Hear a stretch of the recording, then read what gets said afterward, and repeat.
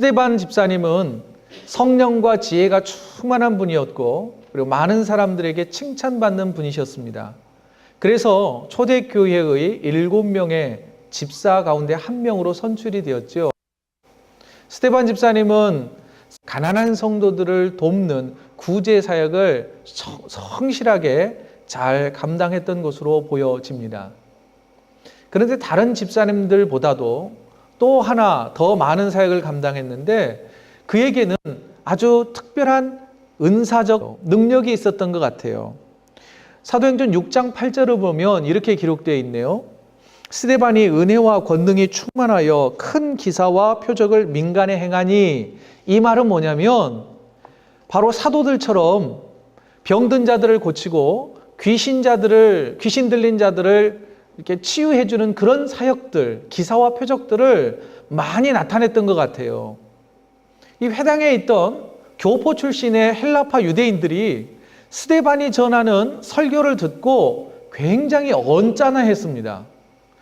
왜 그랬는가 하니 스데반이 전하는 복음이 당시 회당에 있는 유대인들에게 좀 거슬리는 내용들이 많이 있었습니다.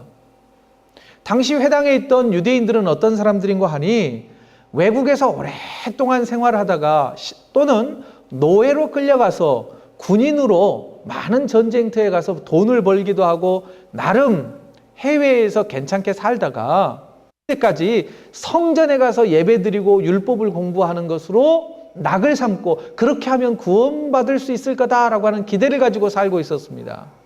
그런데 스데반이 주 예수를 믿는 자만이 구원받을 수 있다라고 하는 설교를 자꾸 한 거예요.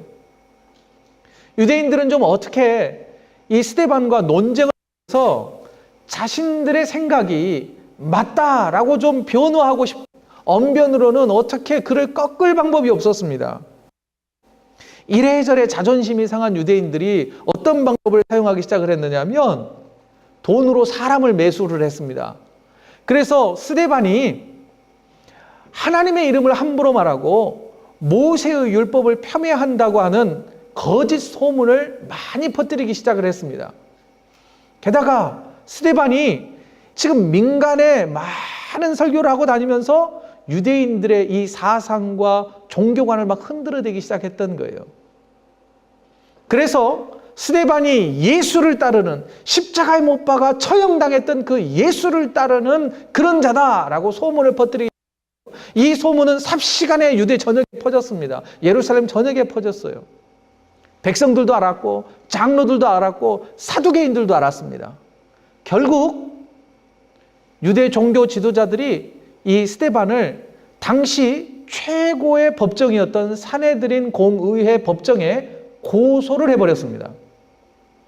그래서 이제 사도행전 7장으로 딱 넘어가면 스데반이 억울한 누명을 쓰고 최고의 법정인 사내드린 공의회에서 재판을 받는 장면으로 넘어가게 됩니다. 이렇게 사내드린 공의회 최고의 법정에 끌려왔습니다. 만일 거짓 증인들이 말했던 내용이 어찌되었든 나는 거짓은 말하지 않았지만 거짓 증인들에 의해서 그게 사실로 받아들이면 어떻게 되느냐면 날이 저물기 전에, 해가 지기 전에 그는 사형에 처해질 수도 있었습니다. 그리고 우리가 잘 알듯이, 그리고 지난번 제가 그림으로 설명했듯이 양옆에 35명의 종교 지도자들과 대제사장이 앉아있는 그 사내드린 법정에 스데반이 서 있는 겁니다. 그런데도 스데반은 성경에는 이렇게 말합니다. 당당합니다. 침착합니다. 두려움이 없습니다. 그리고 종교 지도자들이 스데반을 봤더니 천사의 얼굴과 같았대요. 여러분, 이런 담대함이 저와 여러분들에게 있었으면 좋겠습니다. 그 누구가 우리의 생명을 좌우할 수 없고 나는 하나님 믿는 사람이니 하나님이 나를 지켜주실 것이다. 죽어도 내가 살 수 있다라고 하는 부활 신앙을 가지고 있으면 이런 담대한 모습을 우리도 갖게 될 것입니다. 드디어 성경은 사도행전 7장 1절을 보면 재판이 시작됩니다. 당시 이 재판을 주도하는 이 대제사장이 피고로 서 있는 스데반에게 질문을 던져요. 질문은 아주 간단합니다. 대제사장이 이르되 이것이 사실이냐? 무슨 말이에요? 지금 고소고발한 너의 죄목이 사실이냐라고 묻는 겁니다. 그러자 이에 질문을 받은 스데반이 변호하기 시작을 합니다. 변호를 하기보다는 한편의 긴 설교를 하게 됩니다. 엄청나게 긴 설교를 해요. 성경에 기록된 한 사람의 설교를 이렇게 장황하고 길게 아주 자세하게 기록된 설교문은 없습니다. 예수님의 설교도 이렇게 길게 기록된 적이 없어요. 그런데 스데반은 자신을 변호하지 않고 지금 자신을 고발한 종교 지도자들과 자신을 평가하고 재판하고 있는 71명의 산헤드린 공의회 회원들이 들어야만 되는 복음의 메시지를 당당하고 합니다. 자, 그러면 저와 함께 이 엄청나게 긴 설교의 내용을 한번 살펴보도록 하겠습니다. 자, 첫 번째, 스데반의 설교는요, 아브라함에 대한 설교입니다. 믿음의 조상 아브라함, 2절부터 8절까지의 내용이에요. 아브라함을 언급하면서 스데반은 무엇이라고 표현하냐면, 유대인 여러분, 당신은 믿음의 조상 아브라함의 후손이라고 하는 그 영광의 덕을 보고 있지 않습니까? 여러분들은 아브라함의 후손이라고 하는 것 때문에 스럽게 구원을 받을 수 있을 거라고 생각하지만 천만의 말씀입니다. 아브라함의 자손이라고 하는 그 혈통이 구원을 절대 보장해주지 못한다는 것을 알으십시오. 그리고 아브라함은 갈대아 우르에 살고 있는 아브라함에게 내가 지시할 땅으로 가라 할 때에 그곳이 어딘지도 모르고 철저히 순종하지 않았습니까? 그리고 그는 떠났습니다. 그는 우상을 섬기던 그 고향을 떠났습니다. 그러나 여러분들은 어떻습니까? 아브라함의 후손이라고 말하지만 아브라함의 믿음과 순종은 찾을래야 찾을 수도 없는 여러분들의 모습을 자각해 보십시오 라고 설명을 던진 거예요. 그러니 기분이 좋았을까요? 아브라함의 후손들에게 당신들은 아브라함의 후손 같습니다 라고 말한 거예요. 게다가 하나님께서는 아브라함이 그의 고향 갈대아 우르를 떠납니다. 떠난 이후에 그의 행적을 보면 하란이라고 하는 곳에 잠시 머물러요. 하란에서 머물다가 가나안으로 옵니다. 그리고 가나안에 흉년이 들자 그가 애굽으로 이주를 합니다. 잘 보십시오. 아브라함의 거처는 하란에서 가나안으로, 가나안에서 애굽으로 옮겨갔습니다. 그때마다 하나님께서는 아브라함과 동행하셨고 그가 어디로 가든지 하나님은 그를 보호하시고 지켜주셨다는 거예요. 이 사실은 뭘 지금 지적하고 있느냐면 종교 지도자 여러분, 유대인 여러분 잘 보십시오. 여러분들은 지금 성전, 이 거룩한 성전에만 하나님이 계신다고 생각하는 착각을 가지고 있는데 예루살렘만 거룩한 도시라고 생각하는데 하나님은 예루살렘에 갇힐 수 있는 분이 아니고 성전에 갇혀 있는 분이 아니라 우리가 함께 하실 것이며 하나님이 안 계신 곳이 없으니 여러분들이 생각하고 있는 그 성전 중심의 신앙은 잘못된 것입니다. 여러분들의 성전 신학을 바꾸십시오. 여러분들의 성전 구구적인 생각을 바꾸셔야 합니다 라고 지적한 거예요. 성전에 앉아있다고 해서 구원받는 게 아닙니다 라고 말씀을 전했으니 얼마나 화가 났을까요? 얼마나 가스로웠을까요? 여러분, 스데반이 아브라함을 언급하며 전해주는 핵심 메시지는 이것입니다. 아브라함의 혈통이라고 구원을 보장받지 못합니다. 성전에서 예배드리고 있다고 해서 모두 다 구원받는 것은 아닙니다. 과연 여러분들이 구원받을 만한 믿음이 있는지 살펴보십시오. 그리고 점검하십시오라고 하는 메시지를 던진 거예요. 이와 더불어서 주님은 이렇게 말씀하셨어요. 마태복음 7장 21절인데요. 우리 다 같이 한번 읽어보겠습니다. 시작. 나더러 주여 주여 하는 자마다 천국에 들어갈 것이 아니요 다만 하늘에 계신 내 아버지의 뜻대로 행하는 자라야 들어간다. 아멘. 이거는요 굉장히 중요한 메시지입니다. 우리가 여기 앉아있다고 해서 구원을 보장받지 못한다고 하시는 주님의 메시지를 기억하는 저와 여러분 되어지기를 원합니다. 스데반은 그 다음으로 요셉을 언급합니다. 요셉은요, 하나님이 선택하신 요셉이라고 저는 주제를 한번 붙여보았습니다. 9절부터 16절까지의 내용이 나오는데 하나님께서 요셉을 선택하셨어요. 그런데 하나님이 선택한 그 요셉을 누가 시기해요? 그의 형들이 시기하잖아요. 그래서 결국 어떻게 합니까? 그를 애굽의 노예로 팔아버립니다. 그들은 하나님이 요셉을 선택하셨다는 것을 몰랐어요. 어리석었어요. 단지 시기심과 질투심에 사로잡혀서 요셉을 함부로 대했다는 거예요. 바로 그런 형들의 모습이 바로 당신들의 모습입니다 라고 지적하는 거예요. 온 인류의 구원자로 보내신 예수 그리스도를, 예수 그리스도께서 전하시는 그 메시지 듣기 싫어서, 부담스러워서 예수님을 십자가에 못 박아 죽인 그 장본인들이 바로 당신들입니다. 요셉의 형들과 당신들은 하등에 다를 것이 없는 죄인들입니다 라고 메시지를 선포한 것입니다. 세 번째, 광야 교회의 지도자. 여러분, 모세는 하나님께서 그를 직접 선택하셨죠. 호렙산 떨기나무 가운데서 그를 선택하셨습니다. 그는 영적 지도자였습니다. 그뿐만 아니라 시내산에 올라가서 하나님께서 직접 써주신 십계명의 돌판, 곧 율법을 전수받은 사람이었어요. 그리고 광야 40년 동안 이스라엘 백성들을 이끌었던 영적 지도자입니다. 스데반은 이 광야 40년을 뭐라 그러냐면 광야 교회의 지도자였다 이렇게 표현합니다. 그런데 이스라엘 백성들은 하나님께서 선택하신 모세를, 광야 교회의 지도자인 모세를 늘 대항하고 불평하고 원망하고 하고 질투했단 말입니다.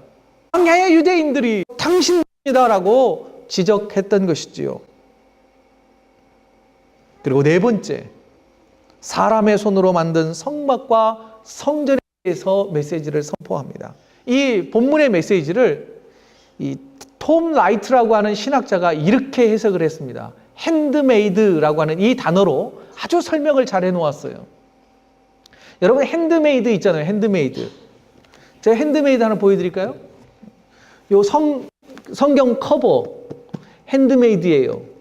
저희 장모님이 저에게 선물을 해주셨어요.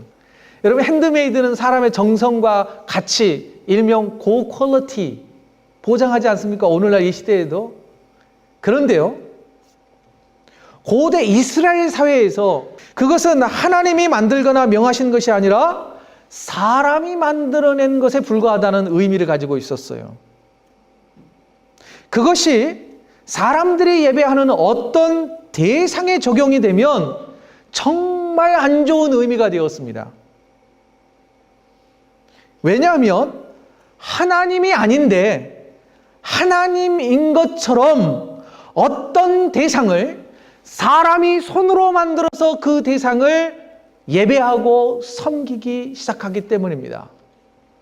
그것을 뭐라 그러냐면 우상이라 그러고, 그것을 예배하는 행태와 모습을 우상숭배라고 정의하기 때문입니다. 스데반은 이를 통하여서 이렇게 말해요. 사람의 손으로 만든 성전이 하나님을 대신할 수 없습니다. 그래서 스데반은 7장 48절에서 다음과 같이 이사야의 예언을 인용을 합니다. 다 같이 읽습니다. 시작. 그러나 지극히 높으신 이는 손으로 지은 곳에 계시지 아니하시나니.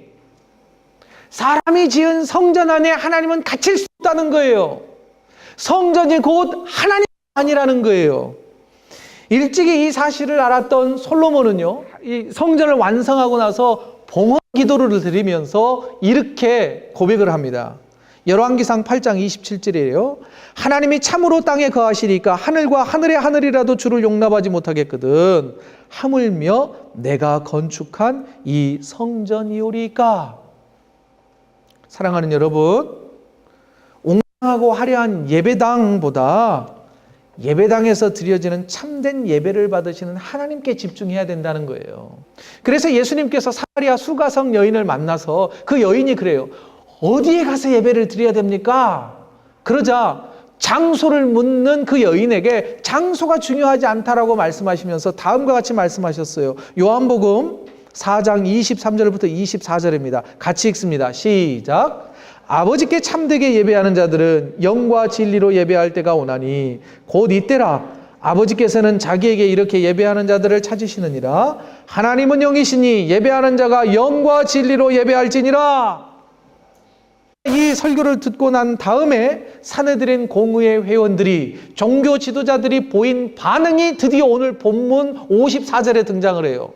54절은 이렇게 기록되어 있습니다. 그들이 이 말을 듣고 마음에 찔려.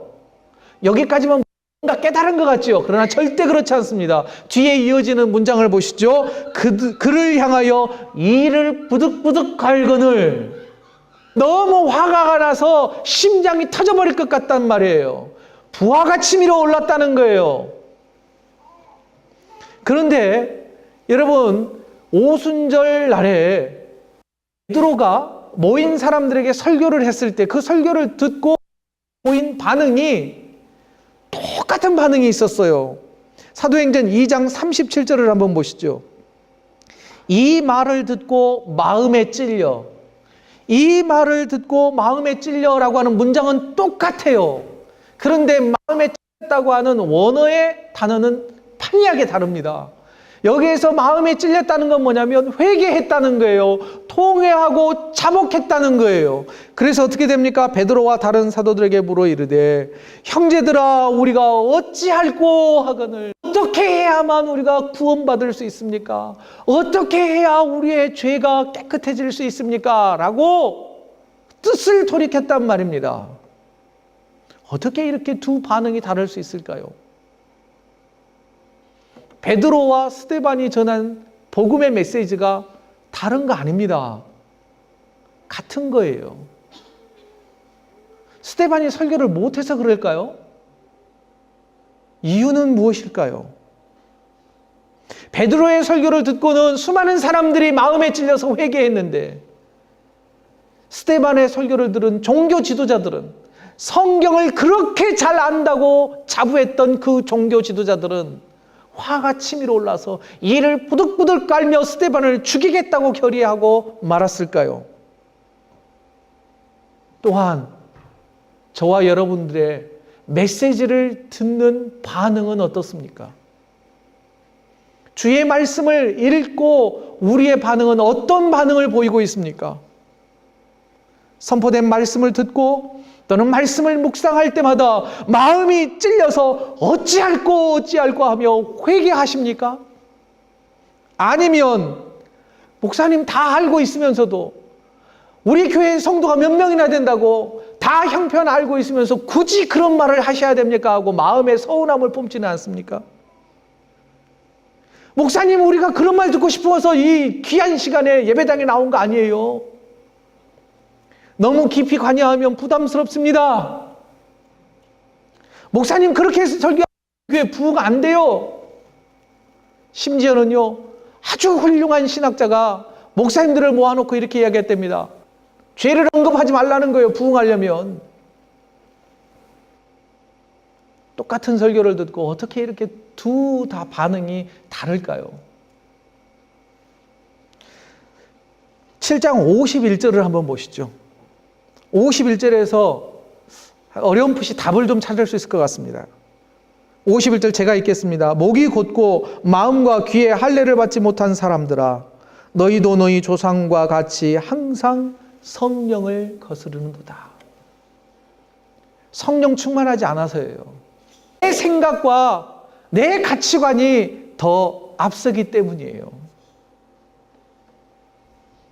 당연히 그랬지요.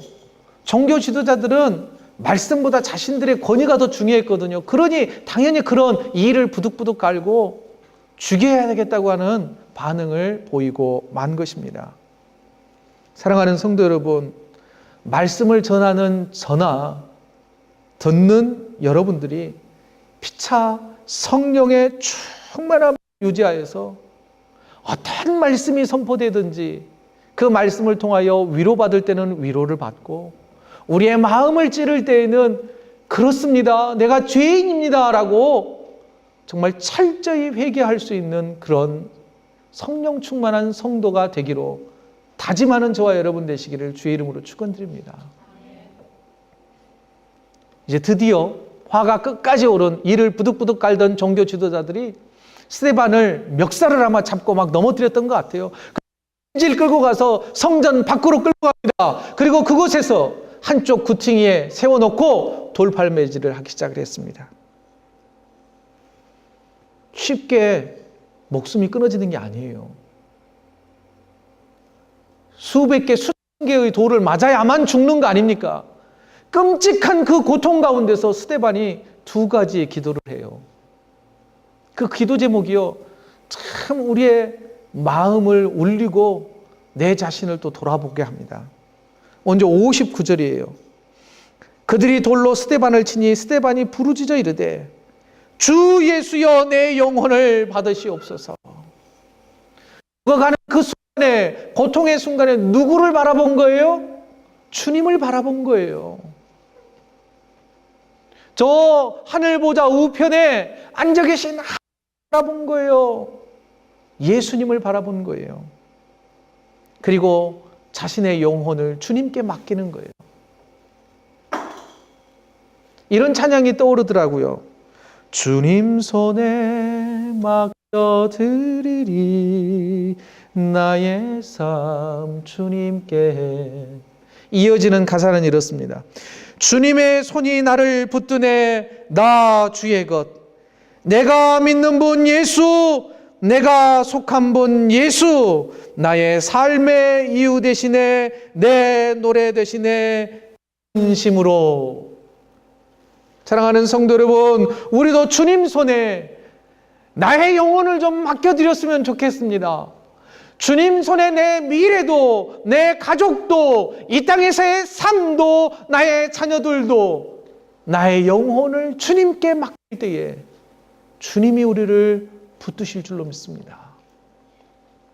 또 하나의 기도는 이렇습니다. 무릎을 꿇고 크게 불러 이르되 주여 이 죄를 그들에게 돌리지 마옵소서 이 말을 하고 자니라. 용서를 실천합니다. 우리가 들어서 알잖아요. 용서도 급이 있다고요.